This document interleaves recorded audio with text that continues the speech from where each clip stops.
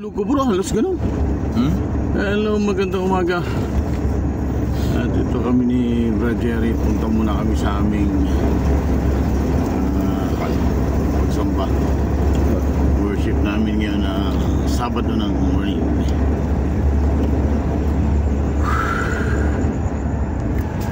Alas 4:30 no? Excuse me. Tama-tama regular na awitan. 4:30 na ba? Di pa no? Wala pa.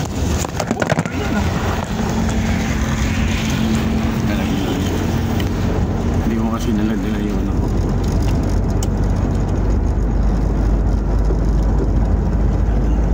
Ganyan mga awakan mga bro. Ganyan na kailangan.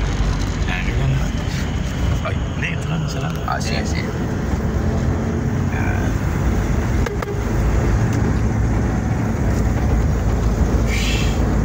Babago ako bro ng ano eh, ng ano ba, kaya pinapakonsentrate yung boses ko. Kakanta ko ng acapella.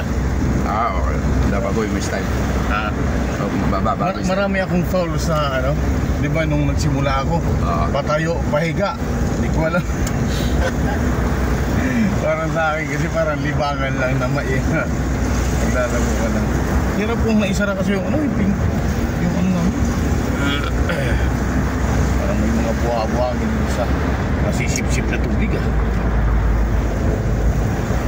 Alam mo yung sampasampalok bro?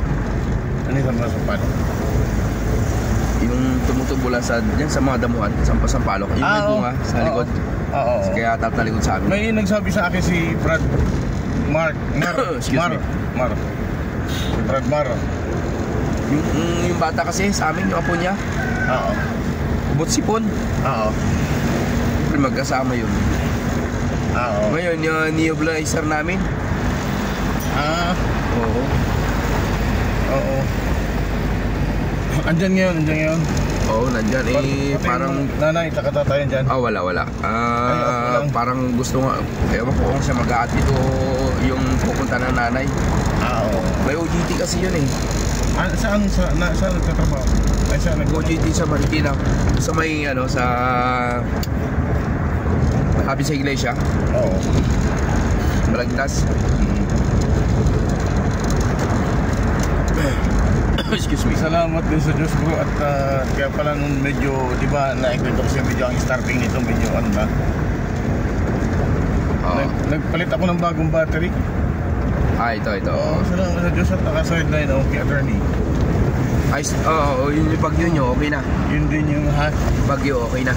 Oo, mga ano yung bro, mga inaayos lang na papel. Hindi yung binibenta namin. Hindi yun yung binibenta? Hindi, mga sa may-ari. Ang nakatira kasi doon ay ang may-ari kasi noon, mga American citizen. Pero napakadaming lupa sa Baguio. Talagang taga-Baguio sila. Kasi ang tatay niya dating general ng ng PMA. Dito si Brad Dilsino. Hindi pa naman tayo dito, no? Hindi pa tayo mahuli. Hindi pa yun. Dito na. Di ba yung malaglag dyan? Matindi nga yung ko? Itong allergy ko? Sa ano? Oo. Kaya uminom ako kagad ng gamot. Si Teresil. Ngayon, sinusumpong pa rin. Obra lang muna tayo. Malalim to eh. Kaya kinukontrol ko lang. Yes pa. Okay, pwede na. Buti na kapag silent kung wala eh. Talagaan kasi hindi ka pagkukulangin eh. Nasa gilid na ba bro? Bro. Hindi ko lang pala. Wala. Hindi ko makita yung side mirror. Ayan. Hindi, side mirror. Okay na. Pero maluwag. Simple lang ko tiro kasi mag-bata. Pwede na. Okay. Thank you very much. At andito na kami sa aming luwal na Dalangayan. Andiyan na kayo sila lahat. Bihis lang ako bro ng aking damit.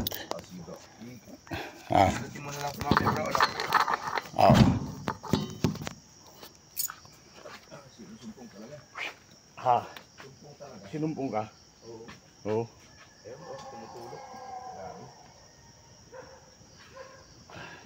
Hindi, sa puyat din minsan yan, bro. Sa puyat yan, yung kulang ka sa tulog. Yun nga, kulang ka tulog kasi dito. Ha? Oo. Oo, pag kulang ka sa tulog, bro, normal yan. Hindi allergy yan. Normal yan sa mga ano. Nagkukulang ng tulog.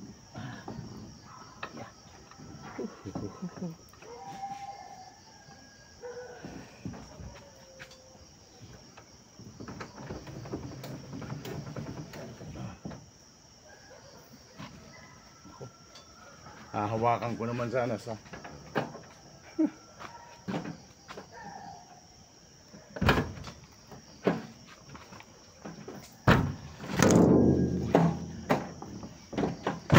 okay. At nandito na kami ngayon sa aming lokal. Halika. Naila ko muna yung dalawa. Hindi ko na hinahawakan dito sa hawakan kasi baka malaglag na naman. Kaya kung nasa amin ako magdala ng flashlight, baka yung, alam mo ba yung makaano tayo dyan ng ano, batong malambot? Oo.